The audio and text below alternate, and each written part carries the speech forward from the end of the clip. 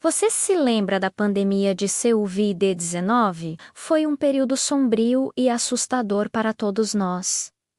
Perdemos amigos, familiares, vizinhos. Em meio a todo esse medo e incerteza, o que mais precisávamos era de liderança, de empatia, de alguém que nos dissesse que as coisas iriam ficar bem e que estava fazendo de tudo para nos proteger. Mas o que recebemos do então presidente Jair Bolsonaro foi algo muito diferente. Uma cena em particular ficou marcada na memória de muitos brasileiros. No dia 28 de abril de 2020, o Brasil tinha acabado de ultrapassar a China em número de mortos pela Covid.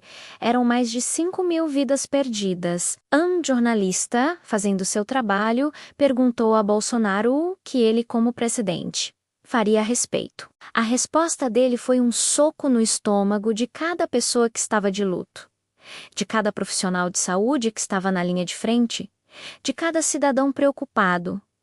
Ele disse: "E daí? Lamento. Eu sou Messias, mas não faço milagre." E como se não bastasse, em outra ocasião, quando questionado sobre as mortes, ele simplesmente disse: "Eu não sou coveiro." Vamos parar e pensar no peso dessas palavras.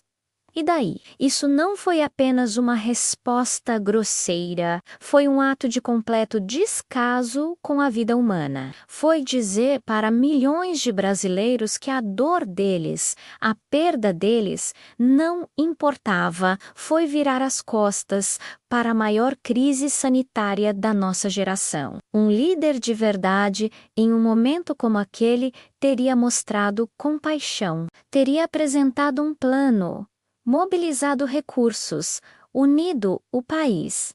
Mas a escolha foi o deboche.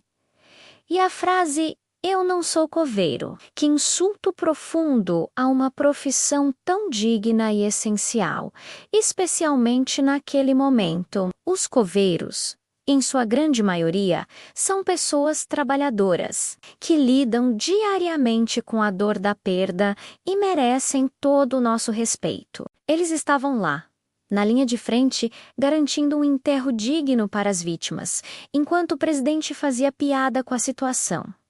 É uma inversão de valores chocante, pessoas humildes e trabalhadoras mostrando mais dignidade e respeito do que o homem que ocupava o cargo mais alto da nação. A postura de Bolsonaro durante a pandemia não se limitou a essas frases infelizes. Foi uma sucessão de erros e atitudes irresponsáveis. Ele minimizou a doença desde o início, chamando-a de gripezinha. Ele promoveu aglomerações, aparecendo sem máscara em público, dando um péssimo exemplo para a população. Ele sabotou as medidas de isolamento social recomendadas por especialistas do mundo inteiro, entrando em conflito direto com governadores e prefeitos que tentavam proteger suas populações.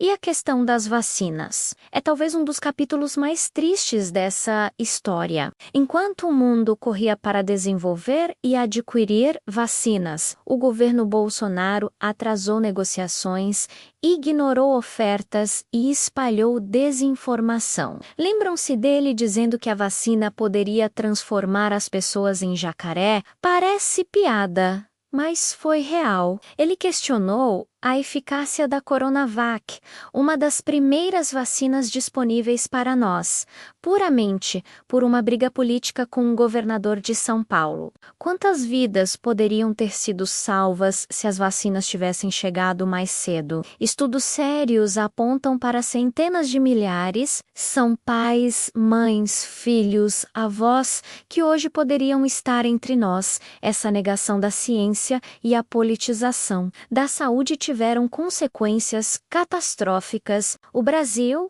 que tem um dos maiores e mais respeitados programas de vacinação do mundo, o PNI, se tornou um dos epicentros globais da pandemia. Vimos cenas terríveis, como a crise de oxigênio em Manaus, pessoas morrendo asfixiadas porque faltava o básico para a sobrevivência. E mesmo diante dessa tragédia humana, a resposta do governo federal foi lenta e ineficaz. É importante lembrar que enquanto o presidente debochava e minimizava a crise, milhões de brasileiros mostravam o seu melhor. Profissionais de saúde trabalhando até a exaustão, cientistas correndo contra o tempo, cidadãos comuns organizando redes de solidariedade para ajudar quem mais precisava. A sociedade brasileira mostrou uma resiliência incrível, apesar da falta de liderança no topo. A Comissão Parlamentar de Inquérito, a CPI da CUVID, revelou muitos dos bastidores dessa gestão desastrosa. Documentos, e-mails, depoimentos que mostraram como a ideologia e a incompetência foram colocadas acima da vida dos brasileiros. A recusa em comprar vacinas da Pfizer, as suspeitas de corrupção na compra de outras vacinas, a aposta em medicamentos sem eficácia comprovada, como a cloroquina, formando o chamado kit C, U, V e D. Tudo isso foi exposto. Hoje, olhando para trás, é fundamental não esquecer. Não podemos normalizar o descaso. Não podemos aceitar que um líder trate a morte de seus cidadãos com um "e daí?". Essas palavras ecoam como um lembrete sombrio do que acontece quando a empatia e a responsabilidade são abandonadas por quem deveria nos guiar. A história julgará duramente essa gestão da pandemia. Mais de 700 mil brasileiros perderam a vida. Cada um desses números era uma pessoa, com uma história, com uma família que hoje sente a sua falta. Esse período nos deixou cicatrizes profundas, mas também lições importantes. A principal delas é sobre o valor da vida, da ciência e da empatia, e sobre a importância de escolhermos líderes que compartilhem desses valores. Líderes que em momentos de crise nos unam em vez de nos dividir, que nos ofereçam conforto em vez de deboche, que trabalhem incansavelmente para proteger cada cidadão. E não que simplesmente perguntem: quer que eu faça o quê? Precisamos manter essa memória viva para que erros tão graves não se repitam, para honrar as vítimas e para construir um futuro onde a vida humana